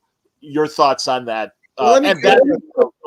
Well, let me counterpoint that. I also think that scene was awkward. But here's the thing: Rose is a teenager, and I think teenagers always think they know better, and they always want to be the smartest and the most open-minded and the most liberal, and especially the most to point out that people older than them are wrong and so on and so forth. So I will actually counterpoint you there that I do think that kind of came out of left field, but I think it's in character for a teen who often, like myself, like we are often hypersensitive at that age. Sure. And so while I do think it came out of left field, that it's not my favorite moment of representation in that episode. Actually, my biggest issue with that episode is how they just wished away the meta crisis. It had nothing to do with like any of this stuff. Just the idea that they were like, we just decided to let it go. That is the easiest hand wave I've ever heard. It felt a little awkward, but I also, as I thought about it more, because I've watched that episode 3 times now. Okay. Teens are awkward. So I actually come around to being like, no, I actually feel that this does. I feel like it's how a teen would act, especially someone who is who is on edge and going through that process themselves and facing constant scrutiny. I both agree and I don't, I guess. I think, that's a legitimate counter argument, and I think incredibly valid. So it is making me reconsider, and we'll see. Hey, I'm a massive Russell Davies fan. And so here's the thing. I'm actually more of a Moffat guy. So it's funny that I'm saying it because I've always thought Russell's, I say that like we're friends. I've always thought Davies' work was kind of ham-handed. I mean, Capaldi is my favorite Doctor. So I like Capaldi a lot. I've always been a Moffat guy if I have to choose. So it's kind of funny because I've always just kind of thought everything in the Davies era is a little blunt and a little too cute and so on and so forth. And that's just my opinion. Of course, I know generally speaking, Tennant is the most beloved Doctor of the modern era. Of the modern era, yeah. But he just never, and I like those seasons. But my Desert Island Doctor is Capaldi, specifically his 3rd season, which I think is near perfect. Ironically, not his best episode, which is probably Hellbent. The Confession Dial episode, which I think it's one of my favorite Doctor Who episodes ever. But I do, I've always been a Moffat guy, and it's not that Doctor doesn't speechify, but he speechifies in different ways. So that's all I can really say about that. And I just listen, it breaks my heart when Capaldi says he doesn't want to come back. I get it and I respect it. But man, he could be world weary in a way that I just think few people could. I really liked him. So I met Moffat at San Diego Con one year, and I thought he was the British comic writer David Hine. I'm like, hey, how are you? He goes, I'm not Dave. I'm like, really? Yeah, you look like David Hine. He goes, I'm Stephen Moffat. I'm like, oh my God, dude, coupling, Doctor Who. I love what you do. And he's like, thanks. I'm like, come on, Warble. And he's like, I gotta go. And I'm like, all right. David is right, by the way. Heaven Sent is the episode I'm thinking of. Hellbent is the one after. Okay. I don't know the titles as much. I've been watching on Facebook videos. They'll do great scenes. And, God, the Marriage of Rivers song. Oh, my God. When she realizes it's him. And there's that. Oh, it's funny. I do think it's a really romantic episode. I like when she recognizes him, but the part that gets me really emotional is not then, but when it's the buildup, because it's just so clever and easy, but breaks our perceptions, where he's like, oh, this is our last night together. And finally she's like, well, how long is night on this planet? He goes, 34 years. Like, yes. No, that whole thing, man. Jesus Christ. But I love Jamar Nicholas. I want to acknowledge his watching us. How are you, man? That's Jamar. awesome. Jamar is doing great work. It's very happy to kind of see him via this. God, I'm just like thinking about Hellbent Man, his speech about the bird. You're at least familiar with that episode, the Mountain of Diamond. Oh my God, I could watch it right now. He said, and when we finally get to you, might say it's a hell of a long time. I say that's one hell of a bird. Oh, it's so good. Anyway, God is I forget the title, but when he confronts Rassilon. And all the soldiers, walk away from Rassilon, and it's like, no, we're with him. That's the next episode. That's Hellbent. That's the next episode. There you go. Yeah, man. Oh, you see, I really, honestly, I have to rewatch a lot of, while it's still on Max. God only knows when it's going to be dropped and not be on Max anymore. And I don't know. My two regrets of not having BritBox anymore is classic Doctor Who and the new Cary Grant miniseries, Archie. And Jason Isaacs is the last guy I would have cast to be Cary Grant. But with modern makeup, my God, they made him look like Cary Grant. I don't know if you watched it or are aware of it. I'm aware, but I haven't watched it yet. I mean, it'll be on there for. I always watch my two favorite Christmas specials are the Christmas Carol one with Smith and Michael Gambon, mostly because Gambon is fucking amazing. Gambon's great. And also, I admit it, it's the first Capaldi one with Santa Claus at the North Pole, where it's like because it's a very comic. It's got everything. It's got brain crabs. It's got fucking Santa Claus, but it also has whimsy. Like it's literally got him being like, "I'm riding a sleigh," like it's got the whole thing. I fucking love that special. I got to admit, for me, it's the team up with the First Doctor and their conversations. That is very good, but that's funny. I actually thought they played him as a little. So when they teased it, like when David Bradley came out of the snow in the Arctic and he said, "No, I don't think so. I'm the original." You might say I was like dying.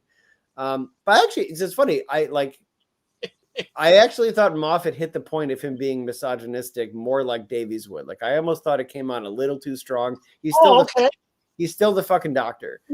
But he did make Polly Dust and the other. Well, and it's worth noting that 60s misogynist, frankly, It's worth noting that Hartnell's Doctor was canonically kind of an asshole. Like when you watch the Three Doctors, he's like, "Oh, a dandy and a clown," or whatever the fuck he. Yes. Like that's what he says. Absolutely, man. So anyway, how do we get to Doctor Who? I actually really like New Trek for all its imperfections. I do need to get that out of the way. Okay. But I'm not saying it's.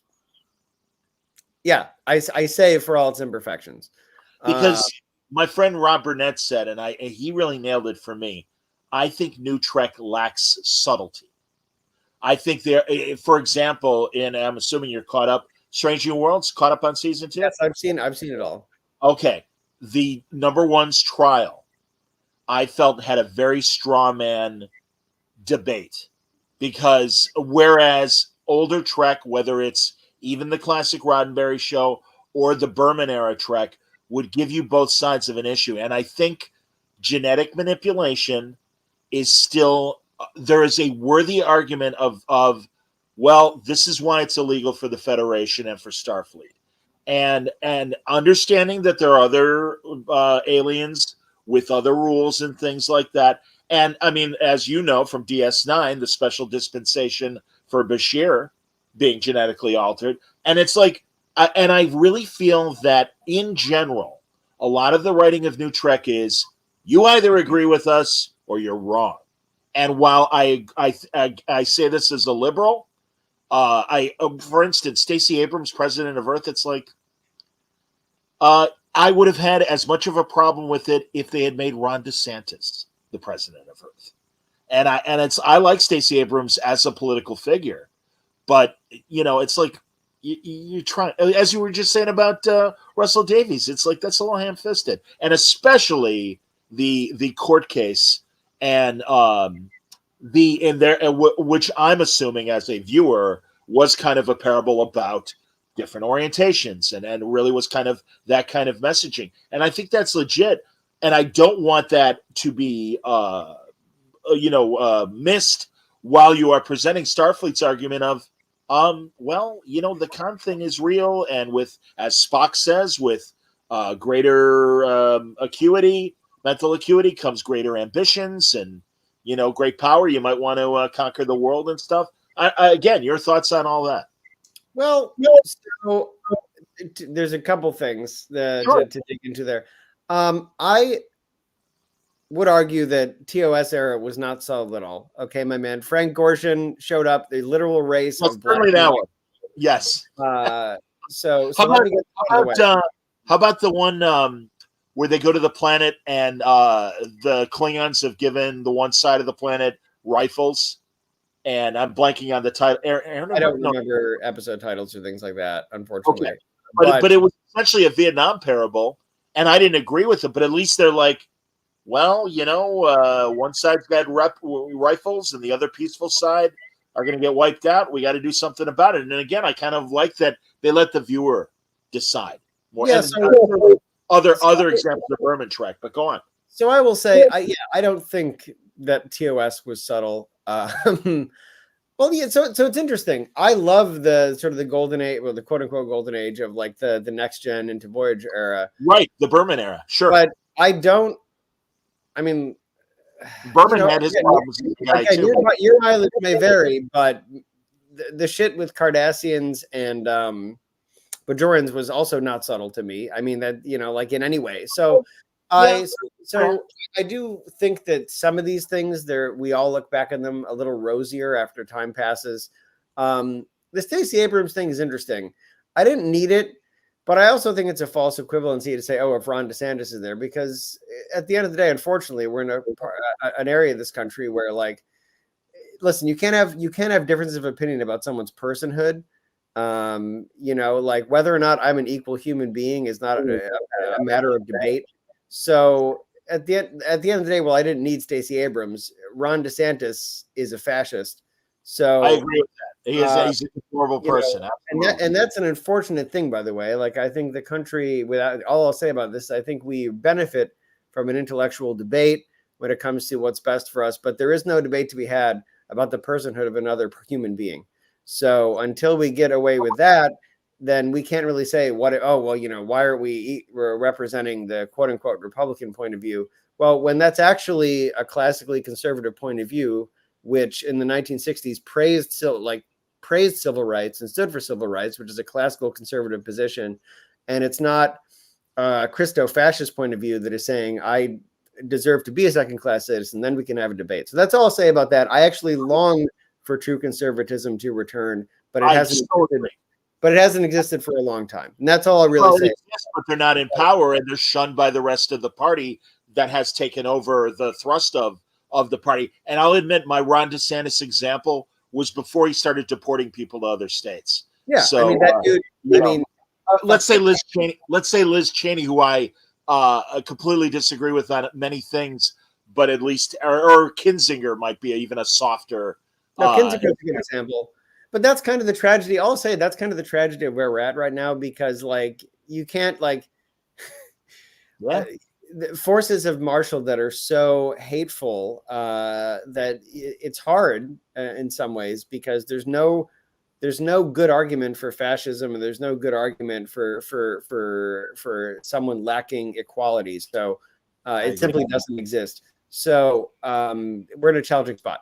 But that being said, here's what I'll say about things like Stacey Abrams, though. I do think that it isn't worth the distraction.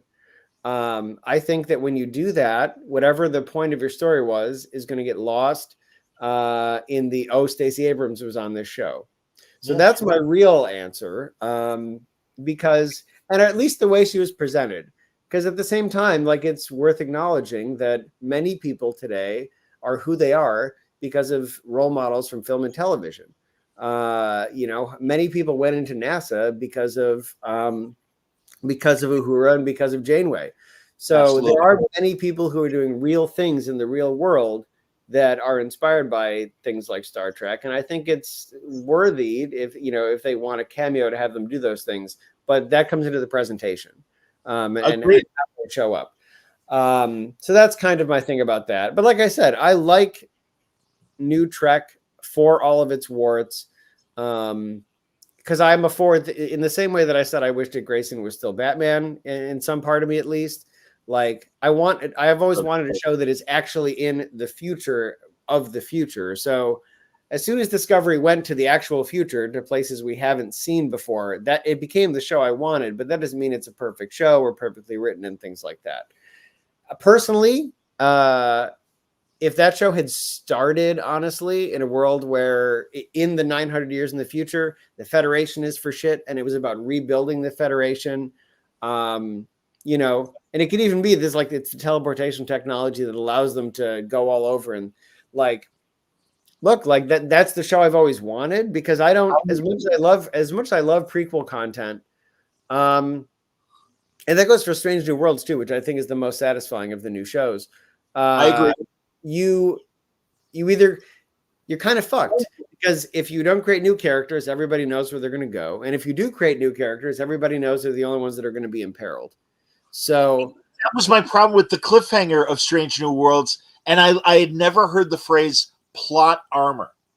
And it's like, you know, Scotty's going to survive. You know that Chapel and Spock and Pike and number one, it's like, you know, unless you do some bullshit where like George Kirk was only ever called Kirk and you don't know if he's Jim Kirk and all these things. The irony is that I actually think the George Kirk actor acts more like Kirk than the Kirk actor. I have said Kirk a lot here. The George Kirk actor, I think, is more like I.C. Kirk than the Jim Kirk actor. Yeah, you're talking about Sam Kirk, obviously. Yeah. I agree with you. Yeah, he's George Samuel. I'm sorry, dude. I'm just clarifying for people who are like, wait a minute, is that Kirk's dad? It's like, no. I know who you're talking about. You're talking about Sam. And his name is George Samuel Kirk. But yeah. But I was gonna say, I like Paul Wesley in the Vampire Diaries.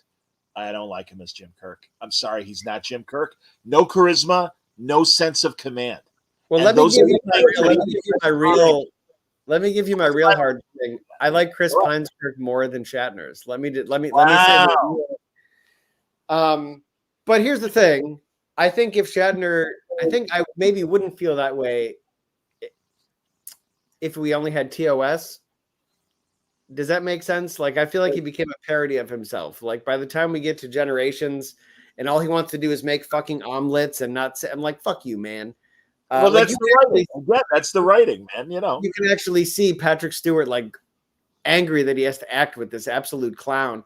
But I think because I like TOS Kirk, that's the thing. But then I think he kind of, and I actually love him in the motion picture. I love that let him be bitter and an asshole and kind of shitty, and wrong at times. You know, by the time we get to like 5 and he's on the fucking bridge of the Enterprise with a "Go Climb a Rock" T-shirt, I say go fuck yourself as you climb that rock. So like, there are elements of 5 I do like. I have to admit, because especially with the 3 of them. And it's totally sentimental, but Pine has been up and down. However, the first scene you meet him as an adult, I think, is a perfectly written scene, because you know every single thing you need to know about Kirk in that scene. You know, he runs his mouth hitting on Uhura. He picks a fight with these guys, and that line where they're like, you know, there's 5 of us and 1 of you, and immediately he's like, so go get some more guys and it'll be a fair fight, knowing he's going to get his ass kicked. Like, you know, fucking everything you need to know in those 5 minutes. Well, and again, that's why, as a second Kirk, I like Chris Pine, because he got giving his own interpretation of who Kirk is, charisma, command, and a self-assuredness. And that's all you need. It drove me insane when people are like, well, Paul Wesley's not going to do a William Shatner imitation. Not asking for one. What I am asking for is a guy I believe, you know, I always say Jim Kirk is JFK. And even as a cadet, you know, the upper officers are like, we got to watch this guy. This guy's going places. I don't get that vibe from Paul Wesley. I don't. I just don't. No, I think Kirk could be an ensign and still think that he's running the show, right? Like, that's and again, we'll show exceptional behavior or in a crisis moment. I'm not getting that from Paul Wesley. No, and also, again, they only want one alpha male, it seems, on each show. There's only room for Chris Pike to be the alpha male. Well, let me say that I love Strange New Worlds Pike. I will say that. I think they took a character who essentially wasn't a character, He was like a proto. Well, he was like a proto Kirk, like TOS. Anyway. Yeah, Jeffrey Hunter. But like, he's actually become, even though the show, like all of New Trek, does have a couple issues, though I do think Strange New World is the best of them. He's kind of become my favorite captain in a way, and it's not even like it's the stuff. Honestly, it's the family meal that he does. I think that's everything about him once again because they have hypothetically they have replicators. I think, but the fact that his captain goes out of his way to hand cook meals for his inner circle. Yeah, that's just. I mean, look at this fucking rant I went on about Jose Andres and the power of food. Yes, very nurturing. Like, very nurturing. That to me, like, it tells you everything you need to know about him, and I think I really enjoy him because he is alpha, but he's very willing to admit when he's wrong. He doesn't like and he's willing to admit vulnerability. He's willing to admit that he's afraid. I really like Anson Mount's Pike. I really enjoy that. I mean, my favorite new character is Saru, even though Discovery is a show. Well, just the very idea of Kelpians, a sentient race, knowing that they're a food source, is like you could do. I mean, I could do the whole. I just want to write a whole zoological book about that. So, I don't think it's a very smart idea. Mir Giorgio eating Saru's people makes it for me impossible to get behind her as an anti-hero because it's like, I'm sorry, you're a cannibal, or whatever the alien equivalent of that is, and it's just like, no, I'm sorry. I'm very interested to see, and I love Michelle Yeoh. But listen, first of all, I'm not going to get in the way of that because Giorgio's supposed to be an asshole, but is she a cannibal? Because we eat octopus and they're as smart as chimpanzees, John, and yet people eat them all the time.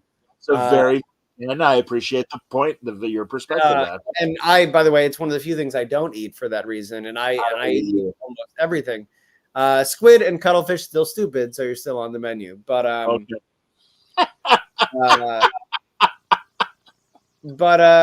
so I don't know. I mean, I'm very excited for season 5. In a weird way, like Discovery has like it's a weird amalgamation because a lot of it is very TOS-y. I mean, they had the fucking Guardian of Forever. Which the way they presented the Guardian, it's like, what do you? And I know that's more Harlan Ellison's original story, as I'm told, to present the Guardian that way. But I'm like, no, I don't know. Again, I need the donut. I need the rock donut that the Guardian. You got it for a little bit. Yeah, a little. But I love that actor. Again, that actor's fantastic. I don't blame the actors. I blame the writing, and I just think it should be better. I'll leave you on this because you're not that active on social media because you're smart. I loved the third Tenet special, the one with the toy maker, because it's a Q episode, and Q is my favorite Star Trek character. Yes. He nailed it. NPH nailed it. It was great. That fucking scene, it's the Spice Girls scene when they're just completely which maybe sounds absurd, but it's because it is just a fucking game to him. Like, you're like, why would this happen? But it's because for him, these guns are no more intimidating to him than anything else. Yeah. I love Q. He is my favorite Star Trek concept. Yes, or whatever. Yeah. I love Q as well. When he fucking I had such high hopes for Picard season 2, which again I think there's a good story in there, but just a lot of stuff. Here's the thing: if I tell people that Picard season 2 is essentially It's a Wonderful Life with Picard and Q because Q wants to teach Picard not to die alone, that sounds great. But all this other shit happens. If I watch their final scenes where even Picard can't figure out that Q's doing this because it's taken him 1 billion years, but he's realized he actually likes him. I'm way into that. I agree. Individual scenes in season 2 are good, but I get, and I'm really glad to hear this too, because truly I talk to my writer friends like yourself and go, yeah, but there are just so many plot holes of when Rios is captured by ICE. And is really not more angry at what he is seeing and how his people are being treated. And it's I like this 21st century. And you're like, you do? Really? I don't think you're paying attention to what's happening all around you. And even just the simple butterflies that they destroy while saying, oh, we can't really screw with the future. Well, all those people that were on the ice bus with Rio suddenly got cut loose. I'm sure there were time ripples if, the butterfly effect works as it should in time travel stories and stuff. But yeah, so it is shit like that where I'm like, you guys aren't paying attention to your own shit. But there's still the thing is at the end of the day, there are still great. Even the end of season, I think they get progressively better. The seasons. Oh, three's I mean, there's a lot of member berries, but I love 3. 3 was great. But at the end of the day, like season 1, that final, his final thing where he's talking to what's her name, Ash? No, it's not. It's not that. Agnes. No, the Data's daughter. Anyway. Yeah, and that's Soji, the other one. Or maybe it is Soji. Whatever her name is, his little sign off. Like, if that was to be the last Picard thing, where he's like, "Oh, I have one more thing to give you, my life." Picard out. Like, that's fucking awesome. And of course, then he came back in a fucking golem, which I don't even want to get into. But again, it's like, what are you fucking doing? It's like, and I'm not with the people like, well, he's dead because his body died, and it's like, yeah, but Dr. Corey, I am Roger Corby. Yeah, I mean, he's not dead. I mean, like, it's Star Trek, my friends. Like, right. They're like, I mean, and poor Spiner and Data. Let's kill Data 3 times. Nemesis, season 1 of Picard, and then, well, they didn't kill him finally. Finally, they brought him back in 3. But it's like, Jesus, man. And the Borg. Enough with the goddamn Borg. I know that they're Picard's mortal enemy. No, I actually agree with you, John, because I was, once again, if I told you that season 2 is about figuring out how the Borg joined the Federation, which I think was great. Like, that's like Picard's version of Undiscovered Country, where he's got to deal with the fact. Like, I'm like, let's go. But then, of course, suddenly they're evil again for reasons in the 3rd season. And I honestly, I would have loved to see them figuring out how the Borg could actually join. And we never actually see it, right? No. And it's a fun challenge that I would have loved to see. I assume that the assumption is that's an alternate universe where that's happening. I don't know, but yeah. Well, if you look on Memory Alpha, the Wikipedia, they claim that that's just one small mini collective and not the big one. But that's what Wikipedia says, and anyone can write that. Well, that's true, but they have done mini collectives, like Voyager had their X-Borgs with Virginia Madsen, I think was part of that. Oh yes, the Hugh, not Hugh, the Hugh episode, I think. Oh, sure. Fiance. He's also dying for an Enterprise C show. Speaking of prequel content, but the guy who plays Hugh wants an Enterprise C. No, show? The guy that I live with and I'm going to marry wants an Enterprise C show. Oh, that's great, man. Oh, I was going to ask if Mike, right? Isn't Mike your partner? Yes. By the way, your fiance. Congratulations on the air. You told me before we started. That's wonderful. Oh, there you go. No, man. Yeah, that's what I'm looking for. I'm looking for my partner to be equally a Star Trek fan. I did for a long time date a woman that was into boxing, and that really impressed me. And probably one of the reasons why I dated her and everything. What was that even like? No, it was great. She was a photographer, and I was writing for Ring and Boxing Illustrated at the time. And she would take pictures, and we'd send them in, and we both got published. It was great. Receiver for life. You're making a lot of assumptions, Comics Exposed, but that's all I'll say about that. Oh, that's hilarious. Very nice. Yeah, absolutely, man. You're killing me. Steve, I love where all this went. I'm so sorry to keep you late because I'm sure you got, you want to spend time with Mike. And but no, honestly, I again, thank you for tolerating my ignorant, straight guy question. No, you can ask me anything as long as you understand that you're going to get my very honest opinion. So I want it, Steve.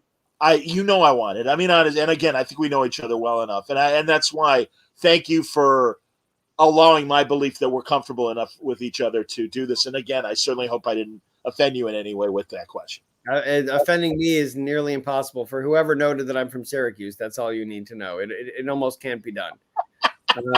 Actually, it's easier to offend me serving me piss poor chicken wings than saying something that's a little iffy. So that's the real all right. Be from all right, fair enough. We look in Chicago where good chicken wings cannot be made, but that's a whole nother discussion. Oh, I can appreciate. Hey, man, I'm like that with Chicago hot dogs. Believe me, and do not put ketchup on your hot dog, people. Wait, but is Chicago the place? Is Chicago the place with the Detroit style hot dog, or am I thinking of it? Because there's one. I forget what Detroit puts on their hot dogs. No. No, I think it is Detroit. So I put it in a Midnighter issue, but there is this famous. I think it's Detroit. They have two. Yes, because they call them the Coney Island style hot dog, but it's just their own thing. It's in Detroit, but the two main places that do it share a wall, and they're like enemies, which I think is fascinating, or they're rivals. But yes, there is such a thing as the Detroit Coney Island style hot dog. It is not a Chicago Detroit style hot dog. I apologize. Coleslaw, right on the Detroit dogs? I believe so. If you want to get into my favorite regional version of a hot dog, let me tell you, it's going to sound crazy, but Seattle does caramelized onions and cream cheese on a hot dog. And I know it sounds strange, but I really enjoy it. Well, I would accept that more than ketchup on sausage. I mean, that's the thing where that's my barrier, where it's like, you put mustard on sausage. You don't put ketchup on sausage. Well, okay, so you're right, but also calling a hot dog a sausage is like arguing if a hamburger is a sandwich, man. But like, I guess technically it is a sausage. And I know because my mother's maiden name is literally a brand of kosher hot dog. So if anybody knows, it's Nathan, by the way. I was going to say your mom's name is Hebrew National. I had no idea. Many people have made that joke, and and I'll never get tired of it. Sorry. It was too easy. It's Kayem. No, it's yeah, we can do a different tube meat episode. Hey, wait a minute. Now we're getting into something. Absolutely, man. Tube meat. My goodness. You're killing me. Dude, this was great. And truly, I want to remind people because I'm thrilled that Scarlet Witch is coming back. And I'm sorry I don't have a picture of Pietro along with this one. It's from the first issue of the first run. But that's great. I'm so glad. And yeah, man, I imagine projects to be announced in 24 that we haven't heard about yet. Probably. Yes. I Good. had to think myself. But yeah, there's definitely stuff coming. All right. Well, I look forward to hearing about them and an excuse to talk sooner than later and have another 2024 conversation with Steve Orlando. Anytime. That'd be great, buddy. And truly, thank you.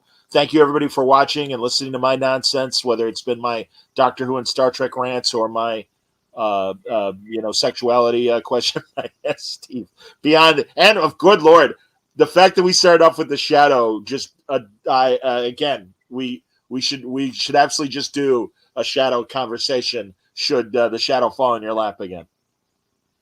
I'm dying for it. So, I will happily talk about it. Beautiful, man. Everybody, thanks a lot for watching and listening. Until next time, stay safe, stay happy, stay healthy.